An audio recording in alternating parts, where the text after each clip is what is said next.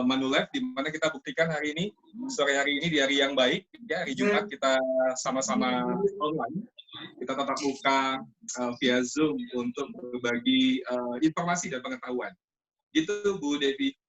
Oke, saya tertarik nih, Mas Tenu. Mas Tenu kan concern banget nih ngomongin tentang waris dan perpajakan.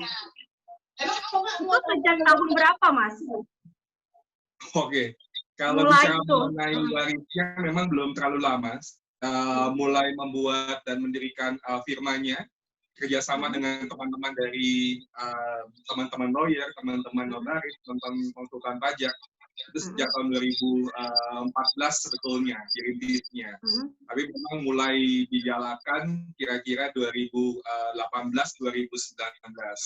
2020 ini walaupun dalam kondisi pandemi ternyata memang masih terus edukasi pada masyarakat, dan masih banyak orang yang membutuhkan pengetahuan mengenai persiapan distribusi aset dan kontribusi wajib kepada negara. Itu Bu Devi. Oke, Mas Tenu, sebagai narasumber ternyata Mas juga jago nulis loh. Benar nggak sih? Ini aku lihat beberapa media cetak dan media online, radio juga Mas itu menulis loh di kolom-kolom investasi. Iya, itu kalau tulisan-tulisan kecil sebetulnya Bu Devi, ya, tulisan-tulisan pendek mengenai ulasan dari teman-teman di media online, ada teman-teman Daily, kemudian ada teman-teman SWA gitu ya. Butuh untuk informasi terkait mengenai investasi. Kalau di suatu di kolom investasi, kemudian di daily-nya di kolom mengenai waris atau rencana distribusi aset. Belum buku sih, jadi masih tulisan kecil aja. Wah, ini sangat tepat sekali ya kita mengundang Mas Tenu di Banka Fund Learning untuk membahas semuanya pada hari ini biar kami bisa tercerahkan, bisa membuka wawasan baru dan kesadaran baru bagi kami bagaimana mendekati nasabah. Seperti itu ya, Mas? Ya, insya Allah kita bisa berbagi sesuatu dengan teman-teman di baik, kita langsung Mas, ini sudah banyak penasaran nih ya. Mas, ini kan nasabah sekarang ini banyak yang menunda untuk membeli produk asuransi. Karena terlihat kondisi nggak menentu dan belum normal. Nah, menurut Mas Tenu sebagai financial planner, sekarang ini justru perencanaan keuangan yang seperti apa sih yang sebaiknya nasabah miliki? Kondisi pandemik PSBB, saat ini kita menghadapi PSBB, pelonggaran PSBB, itu sebagai suatu pelajaran yang sangat baik. Kita mulai di bulan Maret, kita menghadapi ini semua, kemudian kita mengubah satu kebiasaan, tidak bisa bertatap muka, tapi juga bisa dengan teknologi, dan alhamdulillah teknologinya juga mendukung. Pelajaran banyak yang bisa kita dapatkan bahwa ada beberapa masyarakat di luar sana, yang ada yang kehilangan pekerjaan, ada yang tetap bekerja tapi ada pengurangan dari sisi income atau gaji, kemudian juga ada yang bisnisnya turun ya dari sisi omset dan lain-lain, pasti berdampak terhadap profitnya. Maka sebetulnya pelajaran yang baik adalah kita harus menjaga yang namanya likuiditas sebetulnya ya. Likuiditas itu multi account ya, kita pernah bicara di kelas dulu, bicaranya mengenai tabungan, deposito, yang dikit-dikit lah ya, uang cash dan lain sebagainya, termasuk logam mulia, untuk bisa menjaga likuiditas dengan baik ya. Karena memang pelajaran yang sangat penting ketika kondisi seperti ini nggak bisa ngapa-ngapain ya, waktu 2-3 bulan yang lalu, likuiditas itu akan menyelamatkan atau membantu kita untuk menyediakan dana tunai untuk memenuhi kebutuhan-kebutuhan. Gitu, Kak Devi. Ya, baik, Mas Tenu. Biasa kan kalau kita ngomong-ngomong tentang insurance, itu kita ngomong tentang bagaimana inflasi, ya. Kita selalu ngomongin kepada nasabah tentang bagaimana pendekatan inflasi itu terjadi. Nah, ternyata ada yang tusuk dari aset nasabah yang kita nggak sadari itu bukan inflasi ya, Mas Tenu. Itu boleh dijelaskan nggak sih, Mas Tenu? Ya, boleh. Semoga suara saya bisa diterima dengan baik ya, teman-teman di kalau ada yang kendala dan sebagainya, Anda tinggal sampaikan. Ya betul. Jadi bicara mengenai asuransi kita bicara mengenai kondisi pandemi itu menjelaskan kita betapa luar biasanya kebutuhan akan asuransi saat ini. Jadi tidak hanya sekedar bicara mengenai inflasi sebetulnya, asuransi bicaranya adalah bicara mengenai proteksi. Sehingga kalau bicara mengenai proteksi, maka kita bicara mengenai resiko-resiko apa yang bisa dilindungi atas kehidupan secara finansial. Nah, menariknya adalah ketika kita bicara mengenai inflasi, ternyata yang mengurus itu memang betul, bukan hanya inflasi. Kalau saya hari ini bicara inflasi sih sebetulnya agak basi sebetulnya pastinya ya. Tapi kita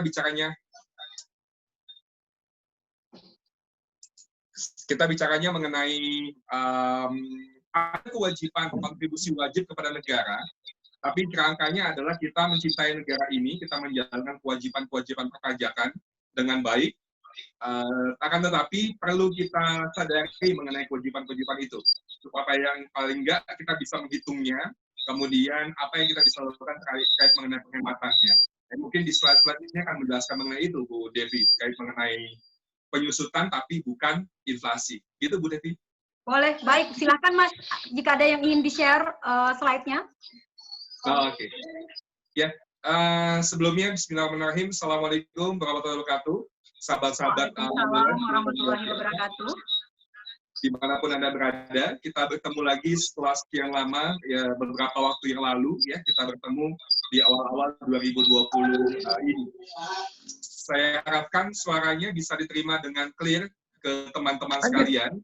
Gambarnya pun juga demikian, karena waktu yang singkat ini penting saya menyampaikan atau kita berbagi informasi, pengetahuan terkait mengenai pengolahan keuangan dan lain sebagainya. Gitu, ya. Nah, teman-teman Manulife menyiapkan mengenai 5 tahap bagaimana caranya melakukan pendekatan kepada nasabah atau calon nasabah dengan keilmuan inheritance planning. Ilmu ini sebetulnya sudah dibagi buat teman-teman leader-leader, jadi untuk teman-teman FS, leader-leader Anda terbaik, itu sudah pernah ikut dalam kelas kami, kemudian paling nggak ini sebetulnya untuk mereview, sehingga nanti semoga setelah saya sampaikan, teman-teman leader bisa berbagi dengan timnya juga terkait mengenai tahapan, apalagi keilmuan inheritance ini. Nama saya Theo Chandra. Kalau ada masih di layar Anda, itu nama spelling saya. Kemudian Mas Tenu, bagaimana Mas Tenu, sorry, boleh dicek linknya? Suaranya ke-mute di satunya. Dengan keilmuan yang berbeda. Oke, semoga suara saya sudah bisa diterima dengan teman-teman yang baiknya. 5 step, ada 5 langkah dalam melakukan pendekatan kepada klien atau nasabah menggunakan ilmu inheritance. Inheritance itu apa sih, Ten? Buat teman-teman yang baru pertama kali ketemu dengan saya, inheritance itu bicara mengenai perpindahan aset. Yang pindah nggak cuma hartanya, tapi yang pindah juga value-nya. Jangan sampai hartanya pindah, value-nya ketinggalan.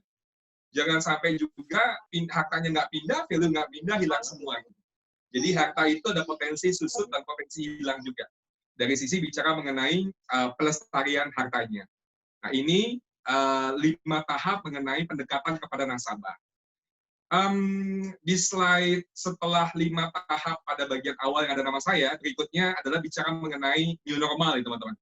Kita sama-sama dihadapi oleh new normal. Apa itu new normal? Bicara mengenai, kalau di Indonesia kita ini adalah pelonggaran dari sisi PSBB.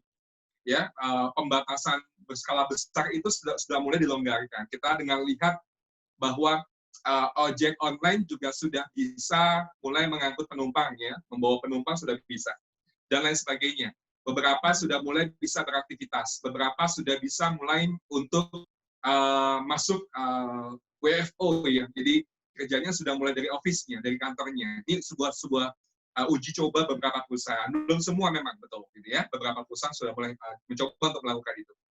Kemudian dari situ, tapi kita mesti tetap waspada, karena kalau kita lihat dari data teman-teman COVID-19, teman-teman gugus tugas nasional COVID-19 dinyatakan bahwa per tanggal 9, ya, atau mungkin kemarin juga gitu ya, terus ada penambahan dari sisi yang positif COVID-19 ini.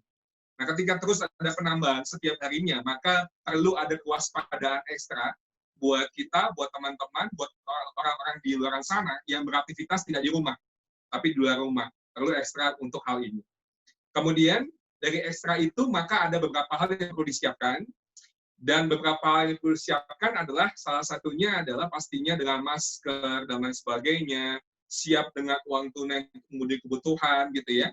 Karena pelajaran-pelajarannya adalah sampai dengan hari ini kita dapatkan saat COVID terjadi atau saat pandemi terjadi, maka sebetulnya kita harus melakukan yang namanya efisiensi. Tidak sekedar menghemat, tapi setiap uang yang keluar itu harus sesuai dengan tujuannya. Tujuannya mau apa uang itu digunakan, gitu ya. Kalau bisa dikurangi, kalau bisa direduce itu juga bagus, ya. Maka sebetulnya tema dari itu adalah selain 5 tahap untuk mendekati nasabah adalah bagaimana tema besarnya adalah tax efisiensi. Bicara mengenai menggunakan kontribusi wajib pada negara tapi dengan efisien. Maksudnya gimana? Saya akan jelaskan kepada teman-teman sekalian. Kita bisa mulai slide berikutnya. Nah, kita berhadapan dengan sesuatu yang penuh ketidakpastian. Apa masa depan seperti apa? Kita nggak tahu ke depannya akan seperti apa, gitu ya. Semoga baik-baik saja dari sisi ekonomi, gitu ya, tetap bisa beraktivitas, gitu ya. Tapi tetap dalam kondisi ketidakpastian. Karena yang positif masih terus bertambah. Ya.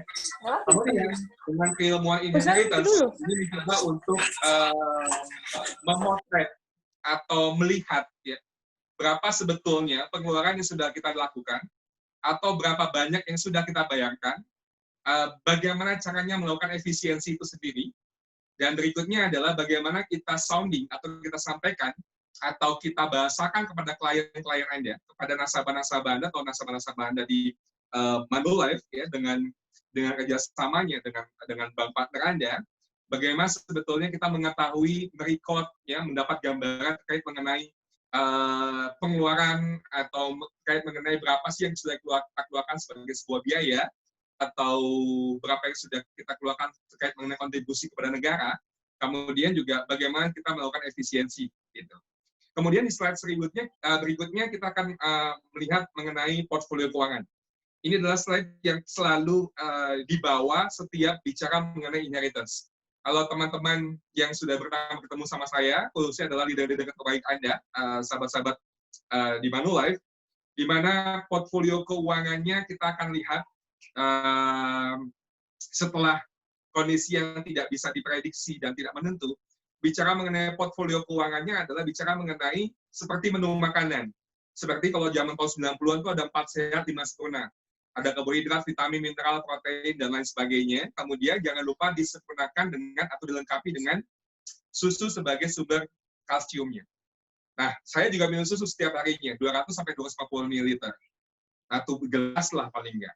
Kemudian, ada juga dari teman-teman sekalian yang ada di Manulife, atau leader-leader Anda juga punya kebiasaan minum madu. Madunya 1 sendok. Itu memenuhi kebutuhan tubuh, gitu ya, paling enggak bisa nge-boost dari sisi imun tubuhnya. Sehingga kalau kita makan makanan yang bergizi seperti ini, maka mudah-mudahan kondisi tubuh bisa melawan apabila ada partikel-partikel negatif, jahat, atau virus-virus yang tidak baik, gitu ya, kemudian menyerang kepada tubuh kita. Kita menjaga vitalitas dari tubuh, sistem imun pun juga diperkuat. Tapi komposisi ini tidak boleh terbalik antara susu dengan madunya. Jangan sampai susunya 1 sendok makan, madunya 1 botol. Gitu. Jadi menjadi berlebihan. Dari susunya 1 sendok makan nggak memenuhi kebutuhan, madunya 1 botol itu berlebihan. Jadi harus pas komposisinya. Seperti portfolio keuangan, tabungan, deposito, obligasi, reksadana, saham, logam mulia, properti, sampai polis asuransi jiwa, yang perlu dilakukan adalah semua porsinya mesti ada. Dan polis bagaikan satu sumber gizi bagi untuk makanan, ini adalah untuk keuangan, untuk bisa melindungi jikalau terjadi sesuatu dalam kehidupan. Khususnya adalah resiko tutup usia atau kecelakaan dan lain sebagainya, untuk melindungi atau mengurangi resiko secara finansialnya. Slide berikutnya kita akan membahas pembahasan setelah portfolio keuangan. Kita pindah ke slide berikutnya. Kita lihat laporan keuangan di sini teman-teman sekalian. Ya, laporan keuangan. Laporan keuangan mulai dari uang masuk, uang keluar. Kemudian laporan keuangan mulai dari arus kas dan neraca, gitu ya. Arus kas ada pendapatan, ada pengeluaran, neraca ada harta, ada hutang. Arus kas pendapatan didapat dari berbagai macam atau macam-macam profesi yang kita jalankan. Teman-teman berprofesi sebagai pegawai dan lain sebagainya, ada yang berprofesi sebagai profesional, ada yang punya usaha kecil, punya toko, ada yang punya usaha menengah atau usaha besar, atau dia jadi investor ketika punya dana berinvestasi. Itu bisa menghasilkan untuk pemasukan dari sisi pendapatan. Kemudian pengeluaran. Pengeluaran di sini mulai dari amal, tabungan, bayar premi asuransi, dan lain sebagainya. Sampai dengan memenuhi kebutuhan hidup. Kemudian penempatan, nitip uang, neraca, ada harta. Nitip uangnya bisa di tabungan, deposito, atau beli logam mulia, atau juga dari sisi pribadi beli rumah pribadi. Kemudian investasi adalah beli properti yang bukan ditempati, tapi investasi adalah beli properti yang propertinya disewakan, gitu ya. Kemudian setiap bulan akan mendapatkan uang sewanya. Kemudian ada hutang. Hutang itu fokusnya pada hutang tak terproteksi. Di mana kalau hutang yang terproteksi, KPR ada credit life insurance, kemudian kartu kredit dengan kredit shield-nya. Nah, ini bicara mengenai yang tidak terproteksi. Nah, ini jadi fokus. Nah, ini semua punya kewajiban-kewajiban. Ya, kita bahas satu ke satu. Di slide berikutnya, kita akan bicara mengenai masuk pada step pertama. Ketika ketemu dengan klien, pendekatannya adalah kita bicara mengenai bahwa sebetulnya apa kewajiban yang sudah kita jalankan. Sebagai warga negara yang baik, warga negara Indonesia yang baik, mencintai negara ini, mendukung pemerintah, pusat, daerah, gitu ya, mendukung Kementerian Keuangan, kemudian teman-teman Direktorat Jenderal Pajak, maka kita menjalankan kewajiban kita sebagai warga negara, yaitu membayarkan pajak. Pertama membayarkan, yang kedua adalah melaporkannya. Atau kalau misalnya sebagai pegawai, pertama adalah dipungut atas setiap gajinya dipotong, kemudian disepakati oleh perusahaannya, tapi setiap tahun punya kewajiban untuk melaporkan SPT atau pemberitahuan pajaknya setiap tahun. Itu step satunya. Step satu bicara mengenai berapa banyak sebetulnya kewajiban yang sudah dibayarkan dari income yang teman-teman, saya, atau nasabah-nasabah kita bayarkan kepada negara. Kerangkanya tetap sebagai kecintaan kepada negara Kesatuan Republik Indonesia. Tapi paling nggak kita ingin tahu saja. Nah, karena ini semua adalah given, ini semua sudah given, udah dapat, sudah diterima, mau nggak mau ya sudah diterima saja. Kemudian tapi itu adalah bentuk kita mendukung negara ini, cinta dengan negara ini, kita taat pajak dan kita taat untuk melaporkan apa yang menjadi kewajiban kita sebagai warga negara. Itu step pertamanya. Berikutnya teman-teman sekalian, bicara mengenai profesi. Ya. Setelah laporan keuangan, kita masuk pada step pertama, kemudian kita masuk pada pajak profesi di Indonesia. Ya. Sekarang kita masuk pada slide pajak profesi di Indonesia. Teman-teman sekalian, saya dan lain sebagainya di luar sana punya profesi. Ada yang jadi pegawai, ada yang jadi pengusaha, ada yang jadi profesional, dan lain sebagainya. Ini profesi. Ketika bicara mengenai profesi, maka ada kewajiban-kewajiban sebagai seorang profesional, sebagai seorang pegawai, sebagai seorang pengusaha, besar, menengah, maupun kecil, kewajiban kepada negara. Tarifnya bisa bermacam-macam. Misalnya kalau dia adalah pegawai, maka tarifnya adalah 30%. Tarif 30% untuk progresif. Ada tiring cara perhitungannya. Sampai dengan 50 juta, dikalinya adalah 5% dan seterusnya. Gitu ya. Kemudian kalau dia pengusaha, di atas 50 miliar omsetnya, maka dia punya kewajiban 25% dari profit yang dia dapatkan dengan laporan keuangan, kemudian dia bayar pajaknya 25%. Kalau dia pengusaha di bawah 50 miliar, maka 12,5%. Kalau tidak lebih dari 4,8 miliar dan ketentuan tertentu gitu ya, kemudian pengajuan kepada teman-teman Direktorat Jenderal Pajak, maka dia bayarnya adalah 0,5%. Sebagai pegawai 30, pekerja bebas 30 juga, pemilik usaha kecil 0,5, menengah 12,5%, pengusaha besar 25%. Ini adalah tarif sampai dengan hari ini. Di mana tarif ini akan ada perubahan karena hari ini teman-teman dari Kementerian Keuangan dan dari DPR sedang terus diskusi merancang terkait mengenai perubahan atas Undang-Undang PPH 36 tahun 2008 yang akan ada kemungkinan beberapa dari ini yang Anda lihat dalam tampilan ini akan ada perubahan dari sisi tarif. Contohnya adalah untuk pegawai atau untuk pengusaha. pengusaha itu akan ada perubahan dengan syarat-syarat tertentu dari 25% menjadi 20, bahkan nanti jadi 17%, gitu ya. Supaya paling tidak persaingan dengan negara tetangga, contohnya Singapura yang sudah 17% juga tarif pengusaha, maka Indonesia juga mau menyamai itu untuk meningkatkan dari sisi investasi. Itu salah satu tujuan dari rangkaian Omnibus Law, yang salah satunya adalah bicara mengenai perubahan undang-undang pajak, yang lain adalah ketenagakerjaan, minerba, investasi, dan lain sebagainya, gitu teman-teman. Nah, dari sini kita lihat di bagian step 1, bahwa atas kewajiban-kewajiban ini, maka mungkin ada angka-angka tertentu yang bisa kita lihat. Wah, lumayan nyatanya atas kewajiban ini. Tapi cinta saya kepada Indonesia, betul, cinta kita kepada Indonesia. Nah, efektif efisiennya di mana? Nah, paling nggak teman-teman lihat ini dulu. Maka kalau udah lihat ini, dan saya kalau setiap ketemu klien, saya kasih lihat ini, Anda tahu ya, oh ya saya tahu kan, semua tahu, everybody tahu, di luar sana tahu semua. Anda semua juga tahu, semuanya juga tahu. Tapi tahu belum cukup. Yang paling penting adalah paham atau enggak. Paham adalah berapa sebetulnya angka nominalnya. Itu penting. Gitu. Oke, kita lihat slide berikutnya. Slide berikutnya ini adalah Undang-Undang PPA 36 tahun 2008 dengan tarif-tarifnya, tiering yang tadi saya bilang, sampai dengan 50.500.000 dan seterusnya gitu ya. Ini untuk pegawai. Kemudian kalau untuk pengusaha badan itu 25% setidaknya sampai dengan hari ini, gitu ya. Sampai kita tunggu nantinya kalau misalnya ada perubahan dalam Omnibus Law, mudah-mudahan teman-teman dari Manulef akan mengundang saya lagi untuk kita bahas mengenai perubahan di undang-undang, khususnya adalah di sisi perpajakan. Slide berikutnya.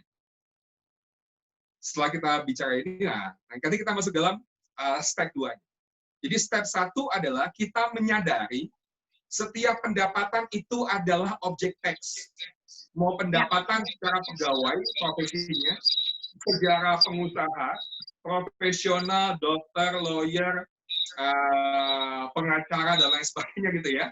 Kemudian sebagai investor, dan lain sebagainya gitu ya. Itu semua adalah objek tax. Setiap uang masuk itu adalah objek tax. Itu ya, Mas Tenu, izin. Mas Tenu, kita mesti paham, gitu ya. Silakan, Bu Mas Tenu, ya. Jadi sampai di sini sebelum melompat pemikiran FS dan pemikiran kami semuanya, kiranya sampai di perpajakan step 1, apakah ada yang ingin bertanya? Silakan di kolom chat Zoom ya. Jadi bisa langsung berkorelasi, kami langsung bahas. Oke, silakan Mas Tenu.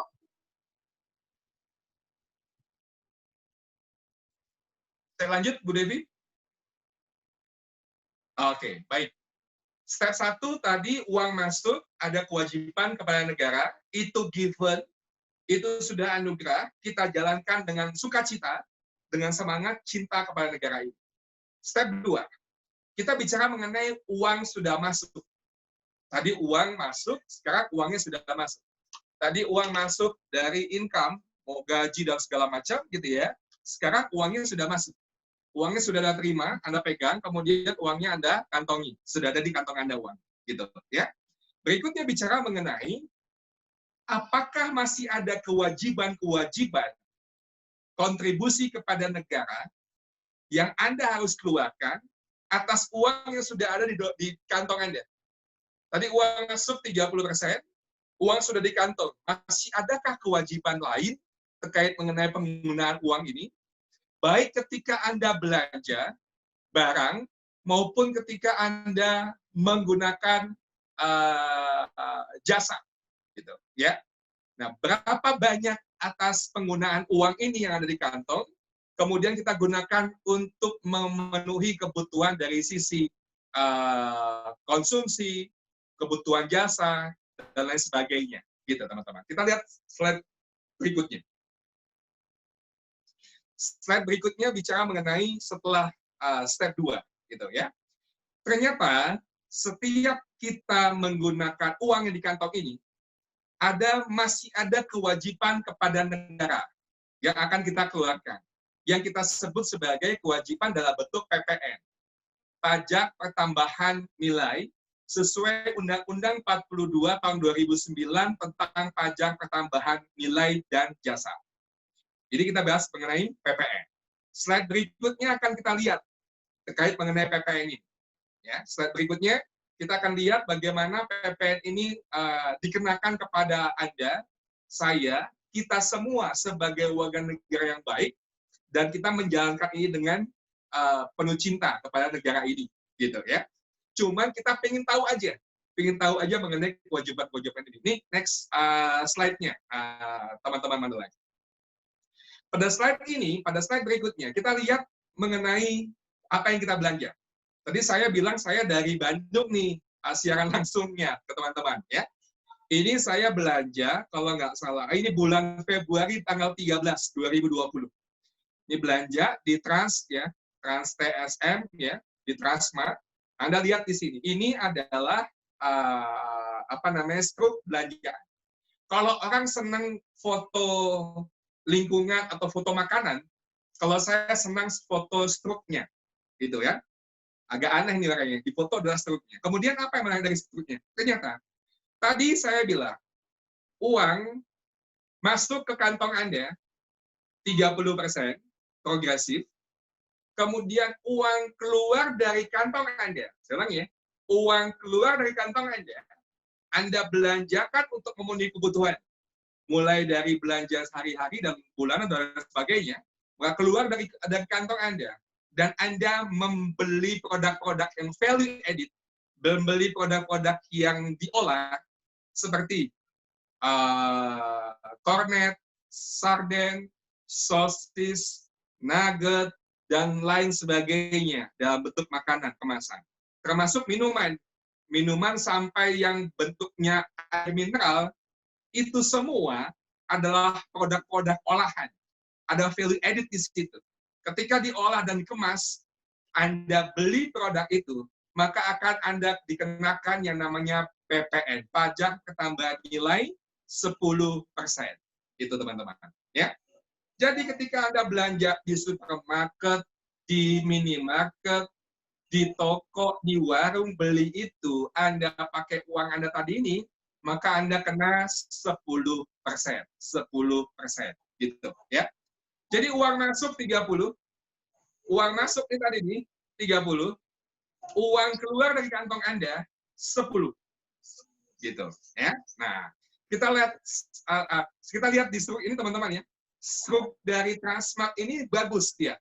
Dia membedakan mana barang produk yang dibeli yang mengandung PPN yang nggak ada PPN-nya. Contoh, kalau Anda lihat di situ, kalau saya belinya tisu paseo, saya belinya makanan gitu ya, ada lain sebagainya, itu objek teks. Odol, sabun, sampo, conditioner gitu ya. Masih pada slide struk Transmart ya teman-teman. Odol segala macam, itu objek teks PPN semua. Gitu kan. Kemudian dia kena yang 10%. Kecuali saya belinya beda. Ini masih pada slide yang struk ya teman-teman ya. Kita belinya beda. Belinya beras, sayur-sayuran, buah-buahan, dan lain sebagainya. Itu bukan objek PPN. Anda beli pepaya, Anda beli jeruk, Anda beli apel, itu nggak objek teks PPN gitu ya. Masih bebas dari PPN. Tapi begitu barang olahan, itu objek teks PPN. Ten, tenang, saya sih senangnya nggak belanja gini, senangnya makan di luar, makan di resto, makan di kafe, makan di food court, makan di restoran gitu ya. Nah, jawabannya adalah sama aja. Ketika Anda makan di restoran, kafe, food court, Anda nongkrong di Starbucks, Coffee Bean, dan lain sebagainya, itu juga ada pajaknya, dan pajaknya namanya adalah PB1, pajak pembangunan 1. PB1 itu adalah 10%. Jadi kalau Anda makan di kafe itu 10%, tapi masuknya pada pendapatan daerah yang diterima oleh teman-teman Pemda melalui Dispenda. Tapi kalau misalnya yang PPN Anda beli di supermarket, itu kenanya PPN itu masuk ke pemerintah pusat melalui Direktorat Jenderal Pajak, perwakilan dari teman-teman Kementerian Keuangan. Nah, mau beli apapun, mau makanan matang dan segala macam di luar, Anda beli, Anda kena pajak.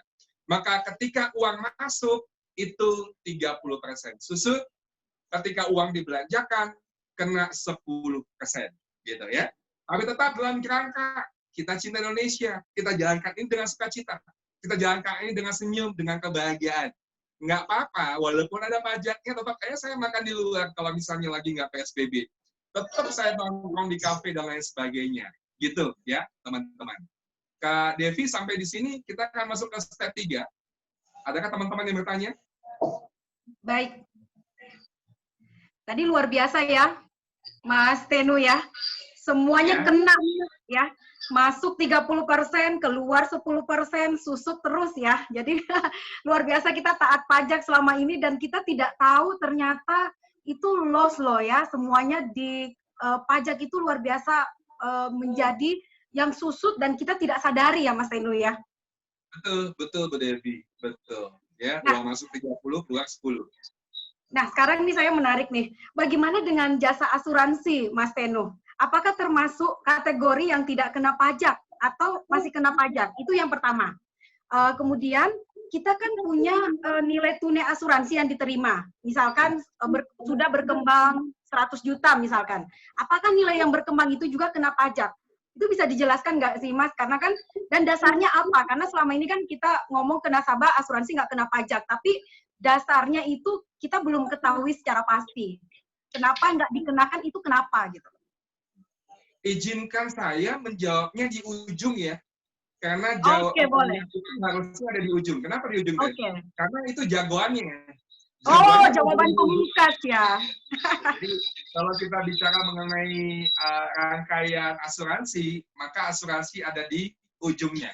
Setelah kita kasih pemahaman, kemudian asuransi baru jreng muncul, gitu ya. Saya lanjut dulu ya ke Bu Devi ya. Oke, sip. Yang ketiga, bicara mengenai saving dan investment. Semoga suara saya masih diterima dengan baik oleh teman-teman sekalian. Berikutnya adalah saving dan investment. Berapa banyak kewajiban-kewajiban yang akan kita bayarkan yang dikenakan atas saving dan investment. Nah, kita lihat pada tahapan ini, adalah tahapan ketiga, next slide-nya, kita lihat pada bagian saving and investment. Nah, ini bagian ini Anda harus hati-hati menyampaikannya kepada nasabah, kepada klien. Punya partner. Partner Anda adalah lembaga keuangan, Anda tidak berdiri sendiri dalam menjalankan bisnis bank insurance. Anda terima apa yang saya sampaikan, tapi diolah dengan baik. Kemudian dikemas dengan bahasa Anda sampaikan dengan bahasa Anda yang jauh lebih baik gitu ya, daripada bahasa saya. Teman-teman sekalian, kita tahu bahwa ketika menempatkan pada produk saving, itu ada kewajibannya. Sudah kecilkan. 10% berdasarkan PP nomor 131 tahun 2000. Ya, tentang bentuk yang namanya deposito tabungan SBI, gitu ya. Kita next slide berikutnya. Maka kelihatan dari sini bahwa masing-masing produk keuangan, masing-masing bentuk investasi ada kewajibannya. Mulai dari saving, kemudian investment, tapi financial investment, sampai dengan investment, tapi bentuknya adalah real asset. Itu semua punya kewajiban. Kalau deposito itu 20%, pribadi tahu. Di luar sana tahu, Anda juga tahu. Tapi tahu nggak cukup. Paham nggak itu dengan 20%? Kenapa mesti paham? Karena nasabah nggak terlalu paham. Dia tahu 20. Nggak terlalu paham, karena yang dia terima udah bersih. Setiap uang masuk, kalau dia punya deposito, saving gitu ya, kemudian ada uang yang dia ambil, dan lain sebagainya, ada bunga di situ, semua udah net, udah bersih. Dia nggak tahu bagaimana prosesnya. Yang motong adalah lembaga keuangannya. Yang lapor dia, kalau dia butuh bukti potongnya, dia bisa sama lembaga keuangan, bisa diminta.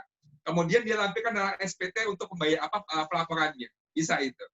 Tapi pernah nggak dia itu? Penting. Pernah tidak dia itu?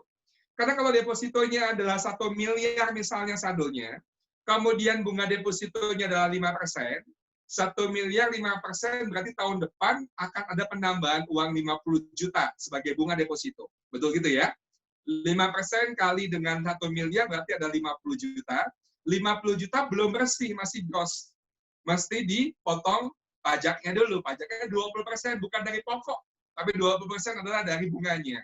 50 juta, 20%-nya, maka 10 juta rupiah, itu adalah pajaknya.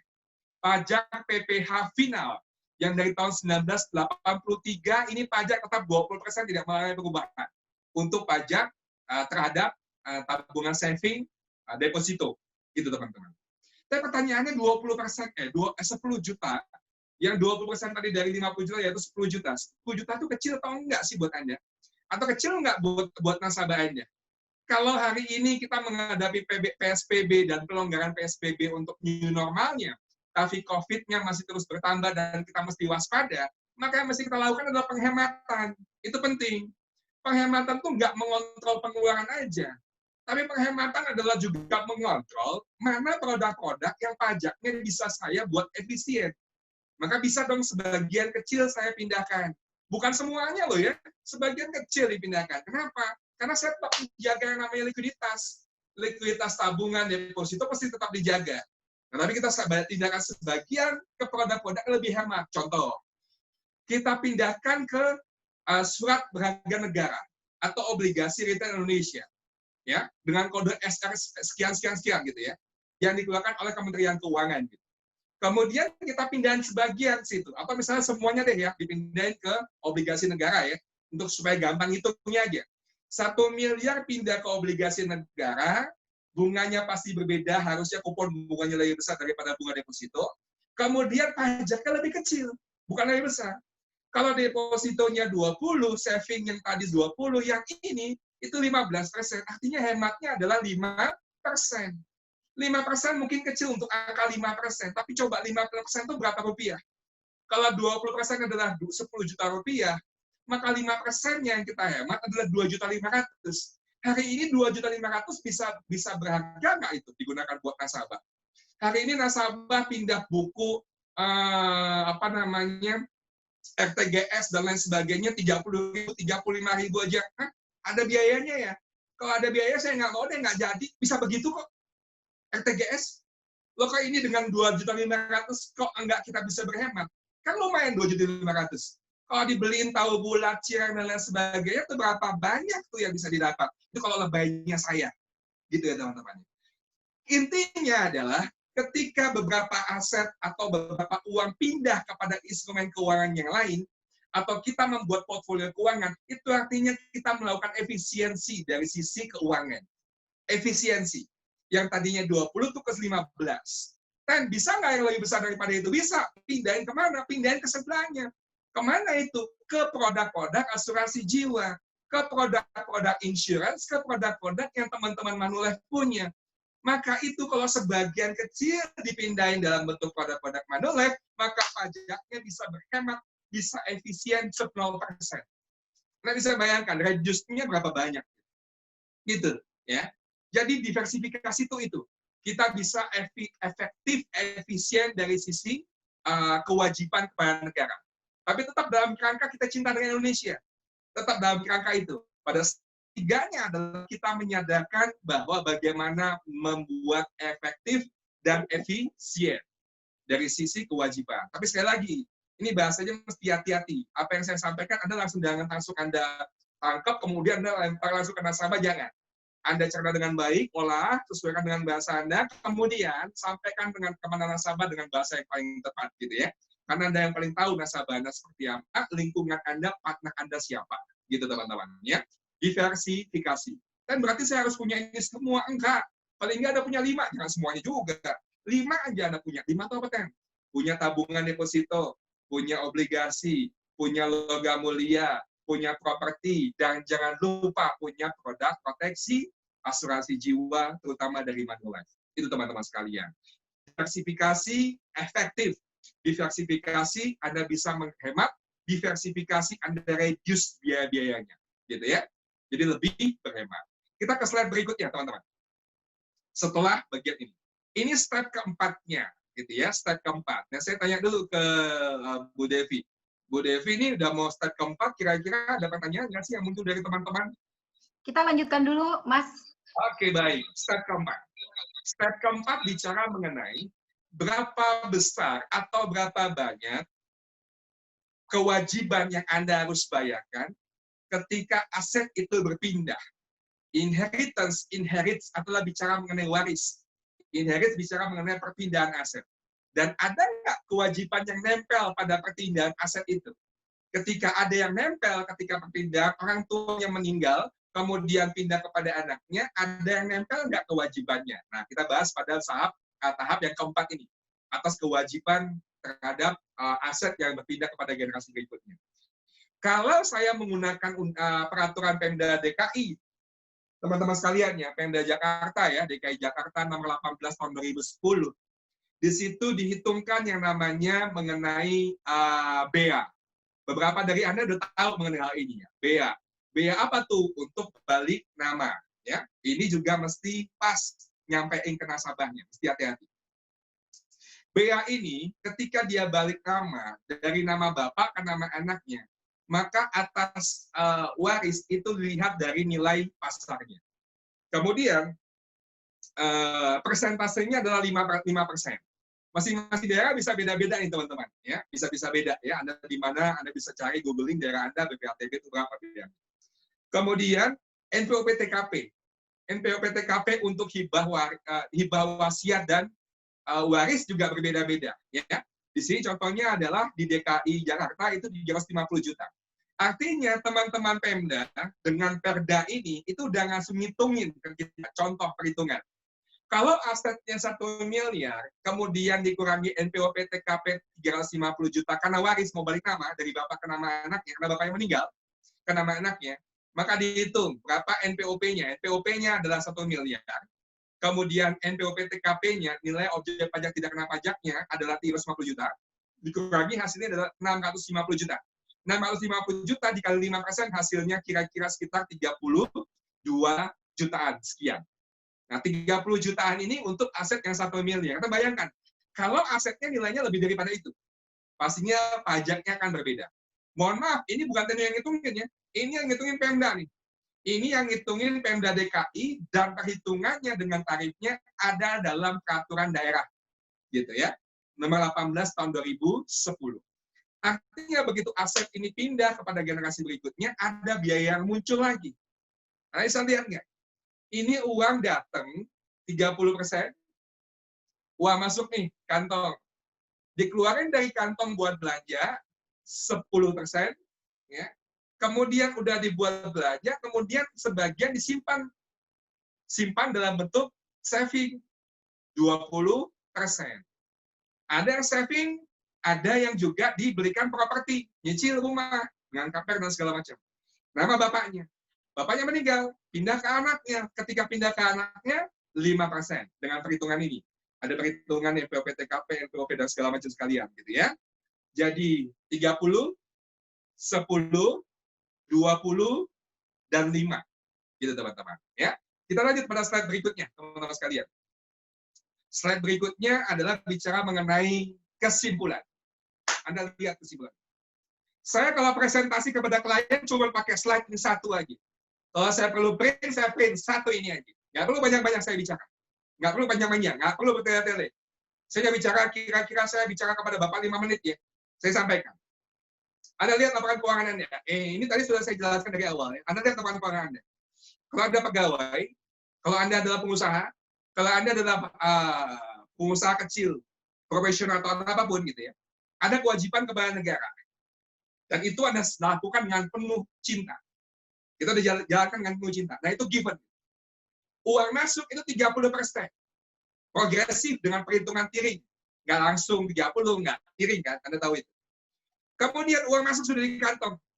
Anda belanjakan. Ketika dibelanjakan, kena lagi kewajiban 10%.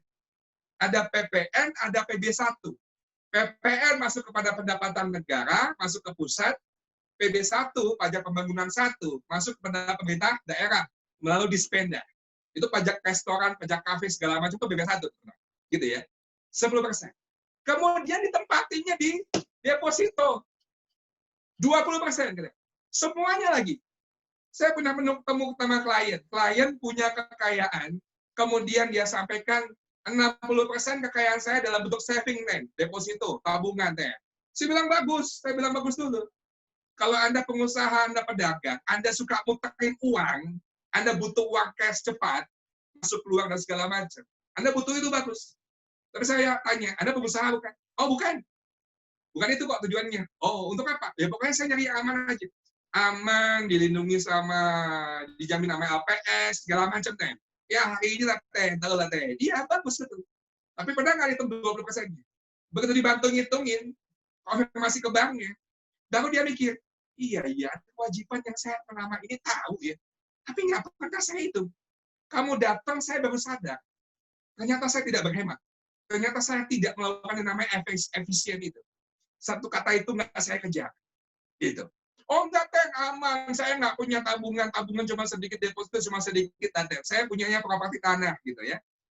Propertinya bentuknya apa? Oh, saya rumah, ada yang saya kontrakin, ada yang saya sewakan, ada yang saya buat kos-kosan. Gitu ya. Setiap bulan, setiap tahun saya dapat uang income. Gitu ya. Aman kan, Teh? Aman. Sama aja. 10%. Setiap Anda dapat, kemudian Anda bayar, Anda terima bayarannya, sewanya, 10% dapatnya, pajaknya. Anda bayar 10%. Nanti ini aset kemudian pindah kepada generasi berikutnya 5%.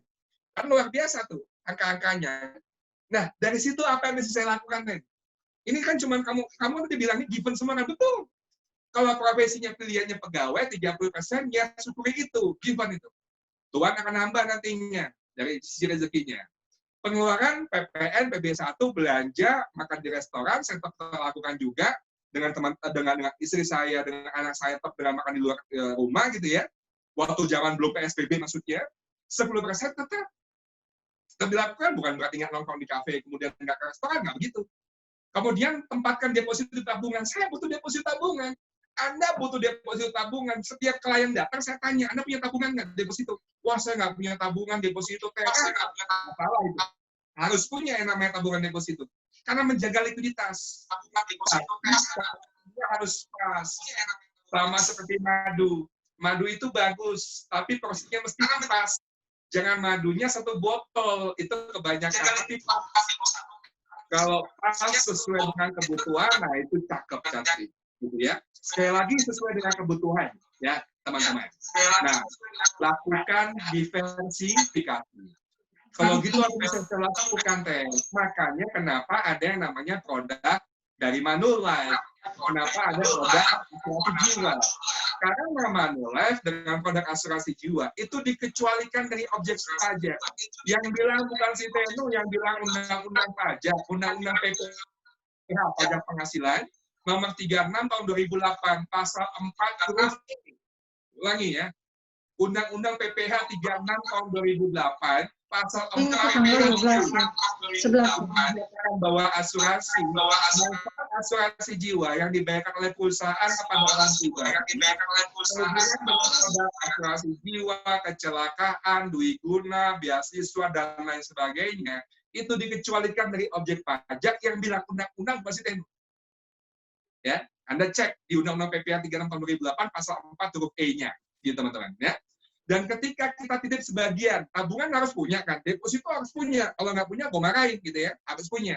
Tapi sebagiannya ditempatkan dalam bentuk dititipkan kepada Manulife dengan produk asuransi jiwa, kemudian ada manfaat uang pertanggungannya, if something happen meninggal dunia di kemudian hari ini, si nasabah sebagai tertanggung, maka Manulife akan memberikan uang pertanggungan atas klaim dari penerima manfaatnya, dan manfaat itu 0% atau dikecualikan dari objek pajak, masuk pada kolom SPT yang dikecualikan dari objek pajak, ada zakat, ada komanditer, dan termasuk polis asuransi jiwa. Dia liquid, dikecualikan dari objek pajak, dan bebas sengketa. Gitu teman-teman. Kita masuk slide berikutnya, teman-teman. Setelah bagian tahap keempat nih. Kita masuk tahap kelima, tahap penutupan. Tahap kelima adalah kita bicara mengenai berapa banyak penalti, berapa banyak denda, berapa banyak sanksi yang harus Anda bayarkan jikalau Anda punya aset atau properti yang tidak pernah Anda laporkan kepada pajak, ke teman-teman Direktorat Jenderal Pajak, saat tax amnesty, pengampunan pajak tahun 2016-2017, atau saat SPT tahunan Anda. Pendapatan ada laporin, tapi rumah nggak dilaporin. Rumah ada 10, saya udah laporin, berapa laporin semuanya? Enggak, 7, dan yang 3 belum. Nah, laporin harus. Kalau ada klien datang konsultasi, gimana nih ya? Laporin, bos. Hadapi. Hidup ini hadapi. Itu rumusnya. Karena Anda melakukan, maka hadapi itu. Maka kita selalu edukasi kepada masyarakat, kepada nasabah, lapor pajak seperti apa adanya, sebenar-benar mungkin, dengan kondisi realnya, bayar kewajiban, lakukan laporan setiap tahunnya, atau ada pajak massa untuk setiap bulannya, lapor pajaknya. Memang kenapa, Ten? Kita lihat slide berikutnya, pada bagian step 5 ini ya, teman-teman sekalian ya, pada step 5 ini. Kita lihat di sini, bersihkan harta yang belum dilaporkan dan dibayarkan pajaknya. Penting ini.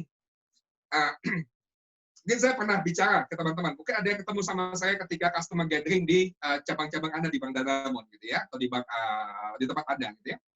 Kemudian mungkin yang saya ketemu dengan Anda di kelas, ya, di kelas pelatihan. Nah, di sini ada harta yang belum dilaporkan. Kalau misalnya belum dilaporkan, maka harus dilaporkan. Terus kenapa nantinya? Kena tarif.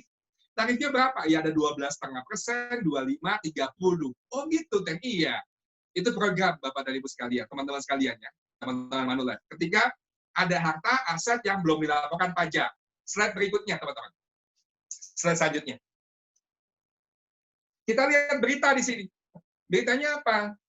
Ibu Menteri Keuangan menyampaikan saat di penghujung tax amnesty, setelah tax amnesty 2017 ya, pada bulan-bulan November, Ibu Menteri Keuangan menyampaikan bahwa gini, Anda wajib pajak, maka laporkanlah harta yang belum dimasukkan dalam surat pernyataan harta atau SPH, atau surat pemberitahuan tahunan atau SPT. Setiap harta yang belum dilaporkan, sampaikan. Gitu, ya. Kalau Anda sampaikan, Anda berinisiatif, Anda menjalankan itu sendiri, Anda dengan ikhlas menyampaikannya dengan penuh kesadaran, maka Anda nggak usah takut sama denda. Karena ada denda 2% sama 200%. Anda nggak usah takut sama denda kok, nggak usah. Kita nggak akan kenakan denda, di bagian bawah teman-teman ya. Syaratnya adalah pajaknya harus dilaporkan, hartanya harus dilaporkan dalam SPT. Gitu ya, harus dilaporkan dalam SPT. Slide berikutnya. Kalau sudah Anda laporkan atas harta yang belum Anda laporkan, maka Anda nggak usah kena sanksi karena inisiatif Anda. Maka Anda kenanya yang 25, 12,5 atau 30%. Tinggal kena yang itu. Tergantung profesi. Tapi kalau misalnya dia pegawai, maka progresif 30. Kalau dia pengusaha besar 25%, kalau dia pengusaha kecil menengah maksudnya 12,5%, kalau kecil adalah 0,5%, gitu ya. Ini akan dikenakan kalau Anda lapor, nggak akan ada sanksi kalau Anda berinisiatif lapor sendiri. Kalau Anda ketangkep, ketahuan ada harta yang belum dilaporkan, maka sanksinya baru berjalan. Itu yang Ibu Menteri Keuangan sampaikan, gitu teman-teman. Wah, takut kalau kayak gitu. Kita lihat slide berikutnya, teman-teman. Slide berikutnya adalah, itu kenapa ada fungsi dari, itu kenapa ada hadirnya Manulife, itu kenapa ada business bank insurance. Gitu. Kenapa ada business bank insurance adalah untuk memprovide kebutuhan-kebutuhan itu. Begitu banyak kewajiban-kewajiban yang sudah dijalankan dengan penuh cinta kepada negara ini, karena sadar bahwa sebagai warga negara yang baik, Negara Kesatuan Republik Indonesia ini perlu didukung dengan kewajiban pajak dan melaporkannya, membayarkan dan melaporkannya. Maka bundling itu produk, dibundling. Antara polis asuransi jiwa dengan asetnya itu dibundling. Bagaikan kalau Anda beli handphone, dulu ya beli handphone belum punya perdana, itu handphone sudah ada paket perdananya. Bahkan ada paket telepon, paket SMS. Oh, hari ini nggak begitu. Bahkan ada paket internetnya langsung. Bundling. Tujuannya apa, Ten? Supaya handphone itu langsung berfungsi maksimal, bisa Anda pakai langsung. Gitu. Anda pakai kapanpun, buat internet segala macam sudah langsung terpakai. Sudah langsung punya manfaatnya. Tanpa harus beli lagi, bikin paket, dan lain sebagainya. Bundling. Jadi itu tujuannya, bundling. Kita lihat slide berikutnya ya. Spesifik terkait mengenai bundling produk untuk memaksimalkan. Artinya, setiap Anda punya aset itu, kasih teman yang namanya asuransi. Satu aset properti bundling dengan asuransi jiwa dari Manulife-nya dengan uang pertanggungannya. Itu penting. Kenapa memang saya ilustrasikan gini. Taruhlah nih aset 1 miliar. Kemudian dilaporkan kan ke pajak. Anda kena progresif. Nanti ada hitungannya tiring. Gampangnya aja deh hitungnya, gampangnya. Gampangnya misalnya 300 juta ya, contoh aja gampangnya, supaya cepat aja kita ngitungnya ya. Taruhlah 300 juta, berarti kan nanti itu aset tinggal 700 juta. susut kan, reduce kan, Anda setuju itu kan? Tapi kan kewajiban kepada negara sudah dijalankan. Kan kewajiban-kewajiban itu sudah dijalankan gitu. Ya. Kita masih pada slide bundling harta dengan proteksi ya, teman-teman ya. Nah, pada slide bundling harta dengan proteksi, ini kita lihat 1 miliar itu, maka bantulah dengan bundling, temani dia jangan sendirian dengan produk dari Manulife. Dengan uang pertanggungannya berapa? Uang pertanggungannya 30%. Teman-teman, kita masih pada slide yang 30% properti Manulife ya. Kita belum pindah slide ya. Nah, 30% artinya gimana, Ten? Artinya adalah, kalau misalnya properti itu nilainya 1 miliar, maka sarankan kepada klien untuk bundling produk dengan polis asuransi jiwa dengan nilai minimal 30%, ini untuk fungsinya buat proteksi terhadap propertinya, 30%, maka UP-nya adalah 300 juta rupiah. If something happen, meninggal di nasabah. Kemudian dia sebagai tertanggung, kemudian klaim penerima manfaatnya kepada Manulife melalui Anda misalnya. Kemudian Manulife memberikan manfaatnya 300 juta. Kemudian mau balik nama dan segala macam. Iya, nanti saya bilang. Lain-lain bisa diambil dari situ. Terus tiba-tiba ketahuan sama pajak. Loh, ini properti dari mana? Bapak saya meninggal, Pak. Ini cerita saya kalau bisa customer gathering, Anda ingat kan ya? Kemudian ditanya, bapaknya siapa, NPWP-nya berapa, dicek. Oh, bapaknya belum lapor aset yang ini nih. Berarti ini aset ini, properti ini belum dilaporkan. Wah, saya nggak tahu. Iya, berarti ayah Anda sudah mewariskan kewajiban pajak kepada Anda. Apa kewajibannya? 30%. Progresif dihitung tiring nantinya, nah sekian rupiah. Kalau dia nggak punya uang, kesian. Uang dari mana dia mesti bayar? Mau nggak mau, nih properti mesti dijual. Oh, jangan-jangan disita sama pajak. Jangan-jangan ya. Tapi alangkah bagus dan cantiknya kalau ini semasa hidupnya bapaknya beli polis asuransi jiwa dari Manulife dengan uang pertanggungan minimal 30% dari nilai asetnya, maka ketika ada kewajiban-kewajiban di kemudian hari ketika resiko kehidupan terjadi atau usia, maka orang penerima manfaat, orang yang dia cintai, anak dan pasangannya, itu bisa menjalankan kewajiban-kewajiban itu dengan baik tanpa ada utang, tanpa ada pajak yang belum terselesaikan. Itu teman-teman. Gitu, ya. Slide berikutnya teman-teman. Slide berikutnya kita pada kesimpulan bahwa betul asuransi bukan objek pajak berdasarkan Undang-Undang PPH 36 tahun 2008 pasal 4 huruf E. Bebas dari sengketa. Dia langsung penunjukkan dia sebuah kontrak asuransi, kontrak hukum antara si penerima antara si pemegang polis atau tertanggungnya kepada perusahaan asuransi. If something happen dengan saya, Anda berikan manfaat kepada anak-anak istri saya ya sebagai penerima manfaatnya. Kontraknya berbeda daripada harta. Terhindar dari rekening pembekuan, ya pembekuan rekening. Mudah dicairkan, mudah didistribusikan. Potensi pertumbuhan dananya juga bagus. Dan yang paling penting, ketika kita menghadapi PSBB seperti ini, ketika kita menghadapi kondisi yang tidak new normal ini, ketika kita menghadapi virus yang masih ada dan jumlah yang positif masih terus bertambah, gitu ya. Ketika kita menghadapi ketidakpastian seperti sampai dengan hari ini, tapi dengan polis asuransi jiwa, dengan produk-produk dari teman-teman Manulife memberikan kepastian di tengah-tengah ketidakpastian. Itu saja teman-teman sekalian. Dari saya, terima kasih. Semoga bermanfaat, tetap semangat, tetap produktif, edukasi nasabah Anda, dan sukses buat Anda semuanya. Wassalamualaikum warahmatullahi wabarakatuh. Terima kasih teman-teman. Wow, keren sekali. Mas Tenu memberikan kepastian di tengah ketidakpastian. Mas Tenu, kita ada 3 pertanyaan nih, langsung saja ya. Nah, boleh. Mas Tenu, kita kan ini ikut insurance, nanti kan hasil pencairannya masuk ke rekening. Ya. Berarti hasilnya kedetek nggak sih? Gitu pertanyaannya, kedetek pajak nggak sih kalau masuk ke rekening? Gitu Mas. Silakan. Kita beli asuransi ya. Ya. Beli asuransi. Tertanggungnya si pencari nafkah. Kemudian penerima gitu ya. Kemudian meninggal nih tertanggungnya. Maka dari asuransi Manulife klaim datang dari si penerima manfaat. Kemudian ada uang turun sebagai uang pertanggungan gitu ya, ditransfer kepada rekening penerima manfaat. Uang masuk terdeteksi nggak, Teh? Jawabannya iya. Ingat, ada PPATK kan? Ada Pusat Pelaporan Analisis dan Transaksi Keuangan. yang selalu berkomunikasi dengan teman-teman Direktorat Jenderal Pajak. Tetap tuh dibayarkan. Tetap tuh ketahuan. Ya. Tapi ketika masuk, kan Anda laporkan pajak. Anda laporkan dalam SPT Anda. Wahai Bapak Pajak, Anda laporkannya di mana? Di kolom yang dikecualikan dari objek pajak. Mulai dari asuransi, mulai dari kontrak investasi kolektif, kemudian persatuan komoditer, itu ada satu kolom tuh, ada 5 poin. Salah satunya adalah manfaat asuransi yang diberikan oleh orang pribadi, oleh perusahaan asuransi. Anda masukkan dalam kolom itu. Itulah manfaat dari asuransi yang dicairkan buat dia bebas pajak Tetia. Karena yang bilang kan undang-undang, bukan si Teni yang bilang.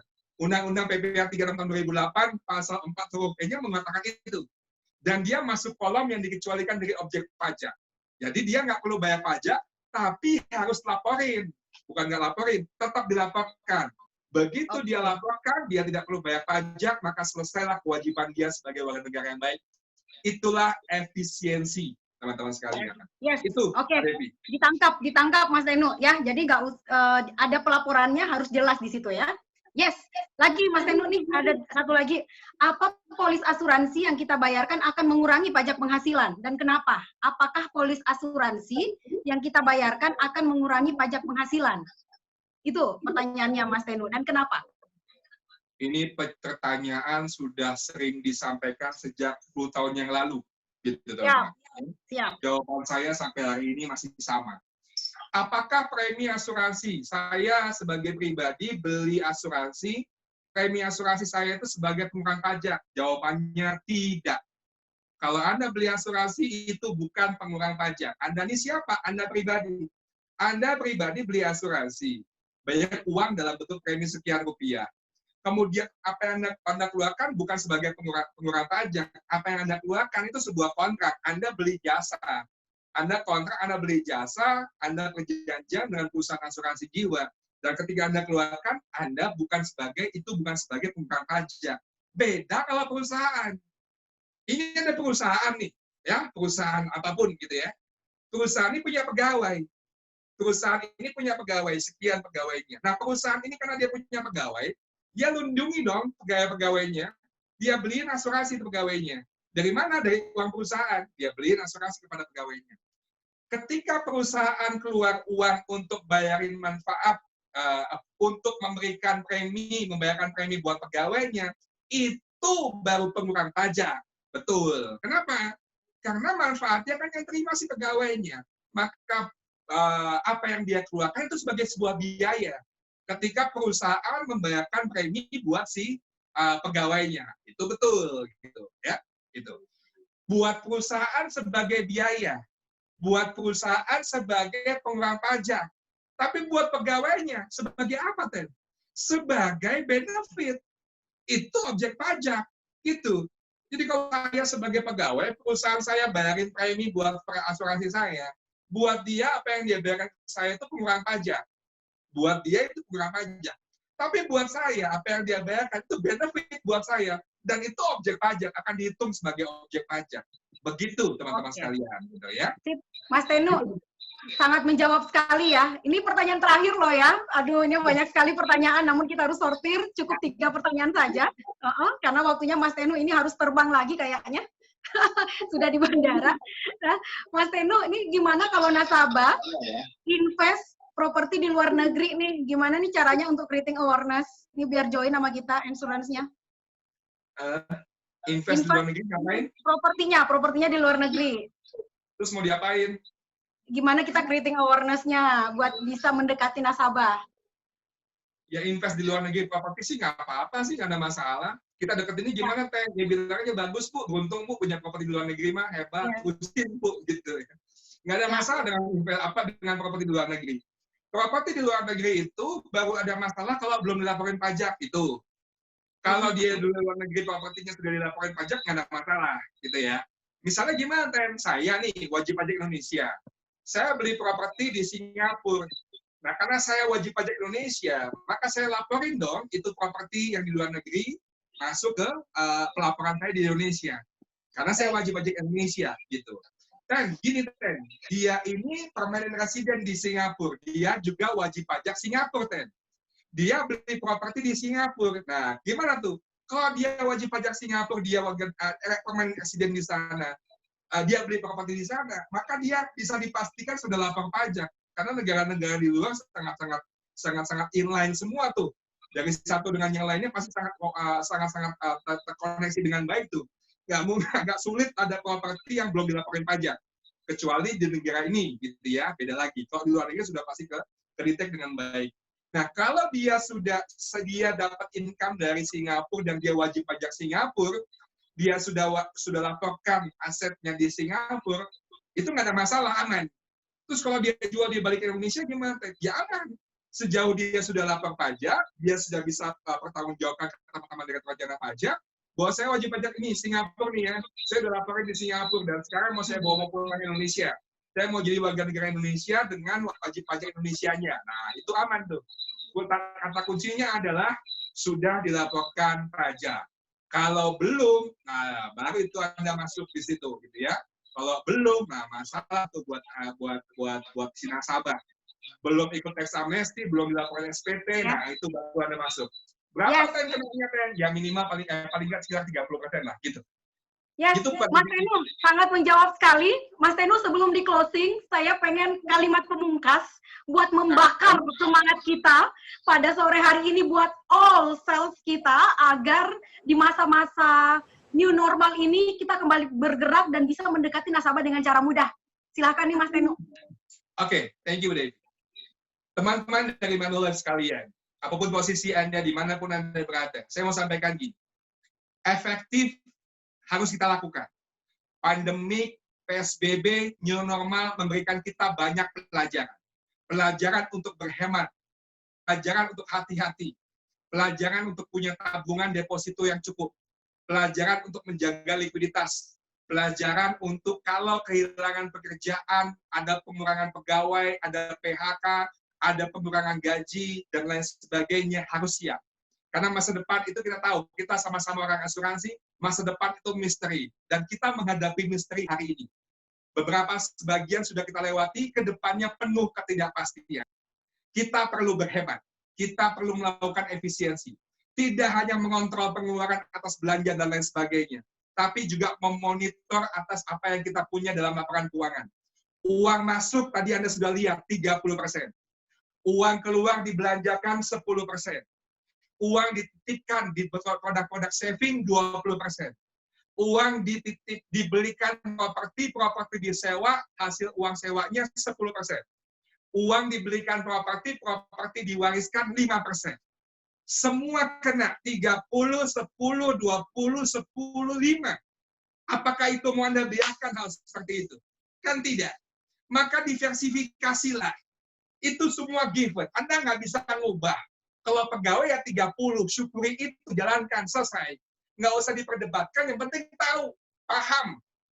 Itu kalau dibelanjakan 10% PPN, kalau di restoran 10% PB1. Itu given. Nggak mungkin Anda nggak belanja, pasti Anda belanja.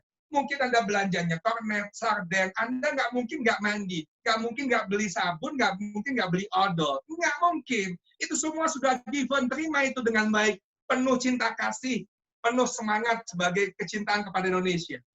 Nah, mana yang bagian kontrolnya Anda? Kontrolnya ada di ujung. Maka ketika ada di ujung, diversifikasilah aset yang ada. Sebagian titipkan ke asuransi jiwa.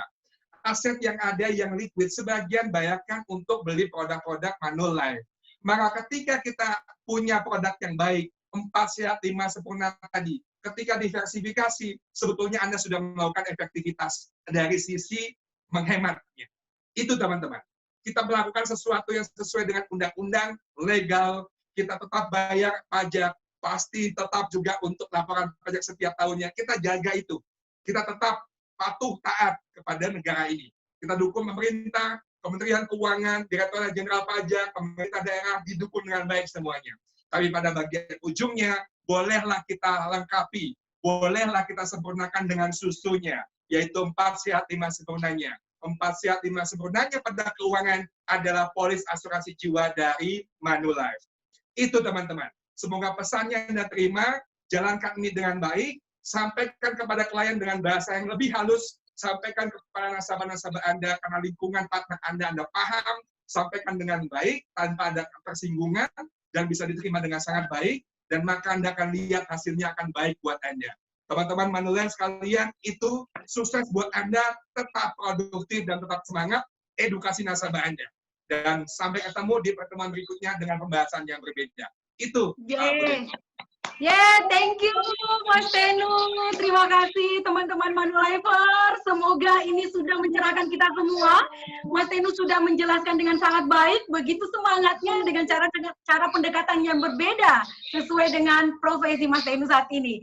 Terima kasih Mas Tenu, terima kasih, sukses untuk tim COE yang sudah menghandle Zoom kita kali ini. Semoga kita ketemu lagi di Bangka Fun Learning episode selanjutnya. Terima kasih. Thank you. Semangat Terima pagi. kasih Mbak Tenu. Terima kasih Mbak Desi. Thank you. Terima kasih. Terima kasih. Congratulations buat Devi. Terima kasih. Yang sesi ini dengan bagus.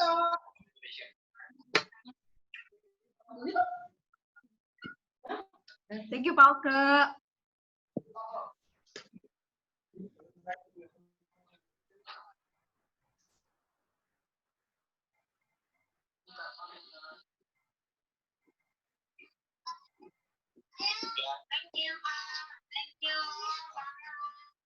Sedih lu. Dengan lagu ini buat aku.